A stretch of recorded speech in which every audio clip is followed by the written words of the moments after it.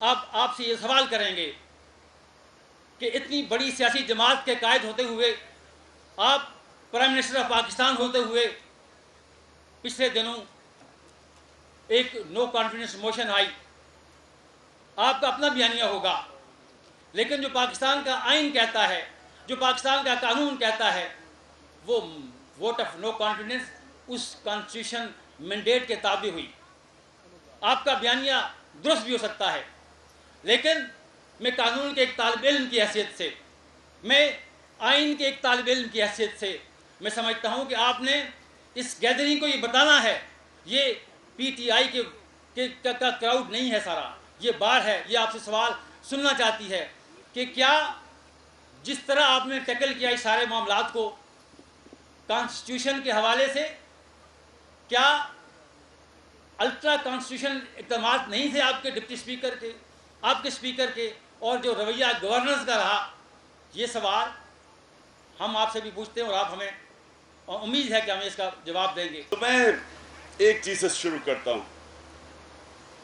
मुझे कहा गया कि जब अदम एतमाद की वोट हो गई तो आईनी तौर पे मुझे एक्सेप्ट कर लेनी चाहिए, और मैं अब आपसे ये सवाल पूछता हूँ, हकायक आपके सामने रखता हूँ। 7 मार्च को अमेरिकी under secretary of state for south Asia, उसकी मीटिंग होती है पाकिस्तान एम्बेसडर से वॉशिंगटन में।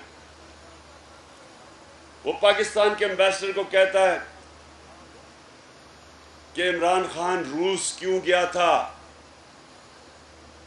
और ये सिर्फ इसका अपना इनिशिएटिव था, और अमेरिका बड़ा नाराज है इसके ऊपर।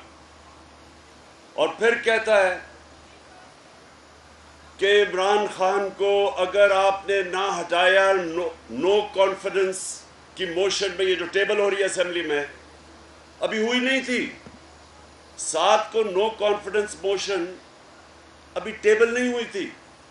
वो तब आके कहता है एक दिन पहले कि इस नो कॉन्फिडेंस मोशन में अगर आप इमरान खान को नहीं हटाएंगे तो पाकिस्तान को बड़ी मुश्किलों का सामना करना पड़ेगा।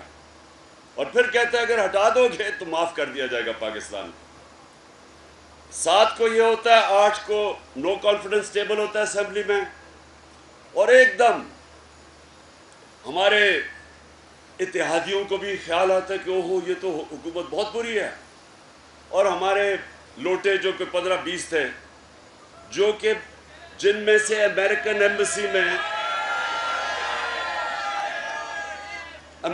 एम्बेसी में से कईयों को बुला बुला के मीटिंग कर रही थी इससे पहले, और अमेरिकन एम्बेसी ऑपोजिशन लीडर्स को ज़्यादा मिलना शुरू हो गई। हमारे पास सारी रिपोर्ट है, बल्कि एक टीवी प्रोग्राम में अरशद शरीफ ने बाकायदा डेट्स बताई, जिस डेट्स के ऊपर ये लोग मिल रहे थे अमेरिकन एम्बेसी में जाके, जिसमें हमारे जो 3-4 लोटे थे, जो सबसे पहले लोटे हुए, वो मिल रहे थे। अमेरिकन एम्बेसी का क्या काम है?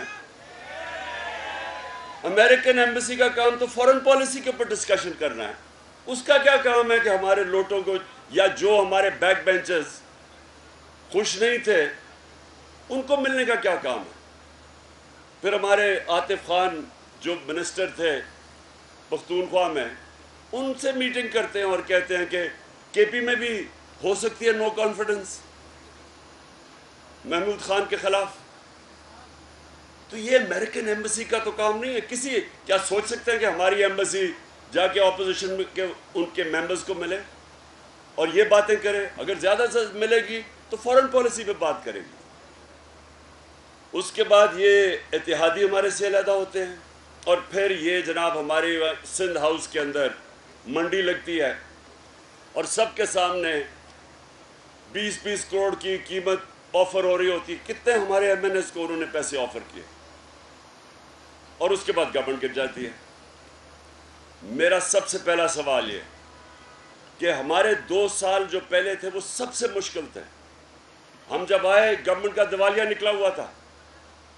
हमें सारे बाहर अगर मेरी ना मदद करते हमारे दोस्त मुल्क UAE, सऊदी अरेबिया और चाइना, तो हमारे पास तो पैसे नहीं थे, हम डिफ़ॉल्ट कर गए थे। तो तो बड़ी मुश्किलों से पहला साल गुजारा। उसके बाद दूसरे साल में कोरोना आ गया, कोविड-19। वो बड़ा मुश्किल हमारा साल कि लोग दुनिया कहे लॉकडाउन करो, हम कहें लॉकडाउन करेंगे, हमारे लोग भूखे मर जाएंगे। बड़ी एक वो मुल्क था जिसने सारा प्रेशर बर्दाश्त करके कंप्लीट लॉक, और दुनिया मिसाल देना शुरू होगी उसके बाद 1.5-2 साल के बाद कि पाकिस्तान ने जिस तरह कोरोना वायरस को हैंडल किया है, ये दुनिया के लिए मिसाल है। 5 टॉप मुल्क थे जिनमें एक पाकिस्तान था 190 मुल्कों में, जिसने सबसे बेहतरीन तरीके से उसको हैंडल किया। अपने लोगों को भी बचा लिया, गरीबों को भी बचा लिया, अपनी इकोनॉमी को भी बचा लिया। तो 2 साल बड़े मुश्किल थे। तो इन्होंने लोटा होना था तो 2 साल पहले हो जाते, तब होते। इत्तेहादियों ने जाना था तो जब लोग मुश्किल में थे तब जाते। ये कब गए हैं? इकोनॉमिक सर्वे ऑफ पाकिस्तान के मुताबिक जो हमारे 2 साल थे, पिछले 2 साल, उसके अंदर पाकिस्तान की जो ग्रोथ रेट थी वो पहले तीसरे साल में 5.6% और इस साल 6%। इसका मतलब कि 30 सालों में ये सबसे बेहतरीन हमारी मुल्क की माशी परफॉर्मेंस थी। हर चीज़ बढ़ रही थी। इंडस्ट्री, जो लार्ज स्केल मैन्युफैक्चरिंग में ग्रोथ थी, वो अयूब खान के बाद तो सबसे पहले सबसे ज़्यादा इंडस्ट्री ये ऊपर जा रही थी। रिकॉर्ड एक्सपोर्ट्स थी, record tax collection, overseas Pakistani ने रिकॉर्ड रिमिटेंसेस भेजी, सबसे ज़्यादा डॉलर्स पाकिस्तान में आ रहे थे। और हमारी जो ज़राअत है जिसके ऊपर 60% पाकिस्तान डिपेंड करता है, सबसे ज़्यादा पैसा हमारे किसानों के पास पिछले 2 सालों में गया। हमारी 2 सालों में, एक साल में 4 बम्पर क्रॉप्स, फिर दूसरे साल में 4 बम्पर क्रॉप्स।